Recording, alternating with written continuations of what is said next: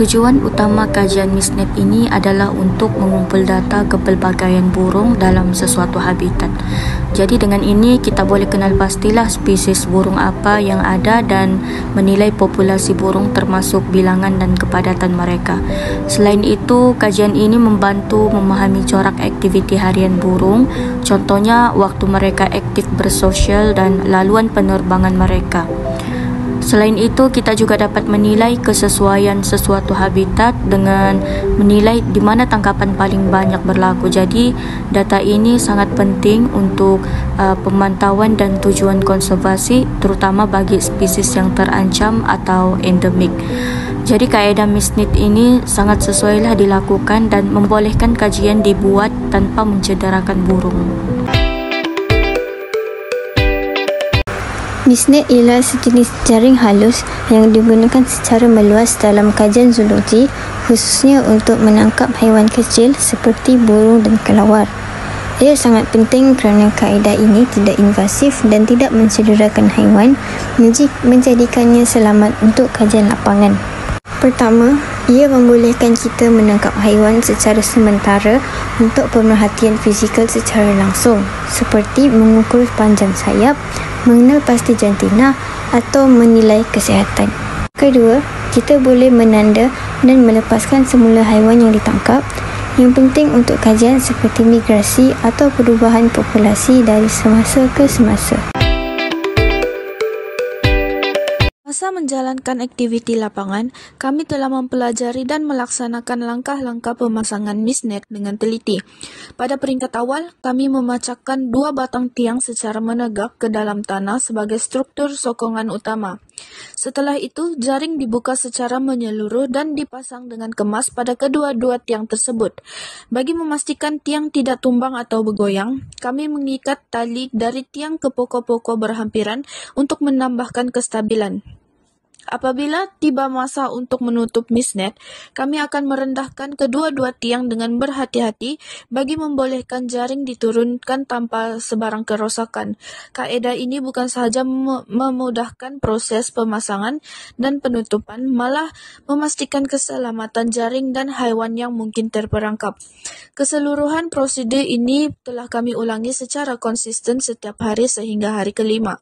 Sepanjang proses tersebut, kami memperolehi pengalaman praktikal yang sangat berguna, terutamanya dalam aspek kerja berpasukan, ketelitian dan pengendalian peralatan lapangan.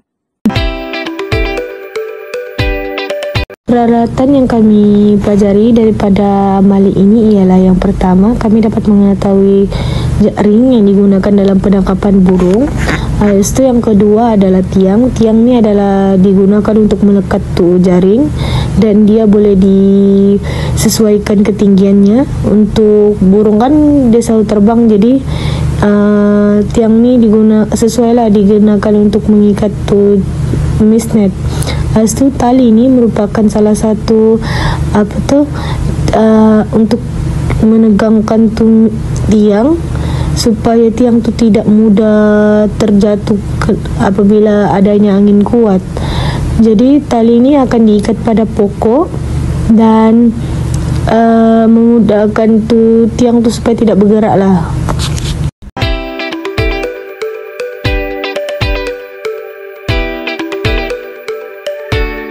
Untuk kajian ini, penggunaan kamera trap mempunyai beberapa tujuan utama yang sangat penting dalam penyelidikan zoologi. Pertama, kami ingin mengesan kehadiran spesies haiwan yang sukar ditemui, terutamanya yang aktif pada waktu malam atau yang sangat sensitif terhadap kehadiran manusia.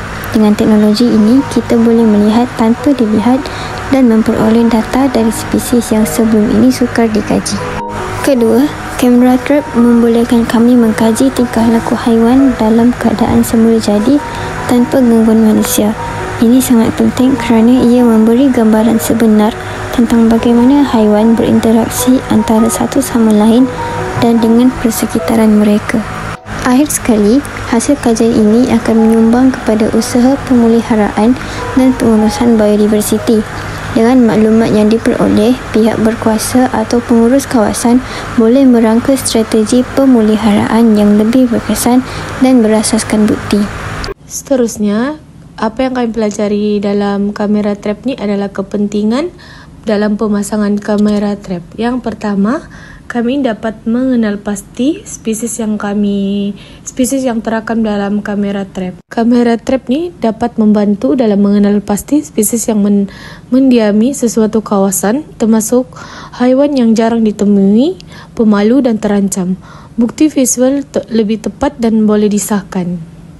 Seterusnya, kepentingan kamera trap ni juga, ia dapat mengumpul data tanpa gangguan manusia. Kamera trap membolehkan rakaman image dan video haiwan tanpa kehadiran manusia. Mengurangkan tekanan atau gangguan terhadap hidupan liar.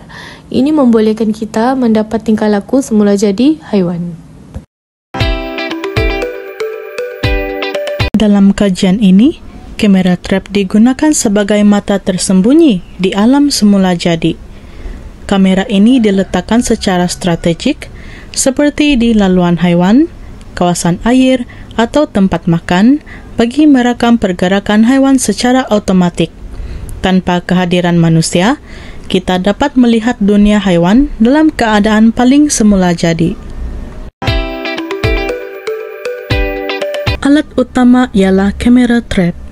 Tetapan kamera seperti mode rakaman, jangka masa, dan kualiti video akan disesuaikan mengikut keperluan penyelidik. Dengan hanya satu pergerakan, data penting dapat direkam, pantas, senyap dan sangat berkesan.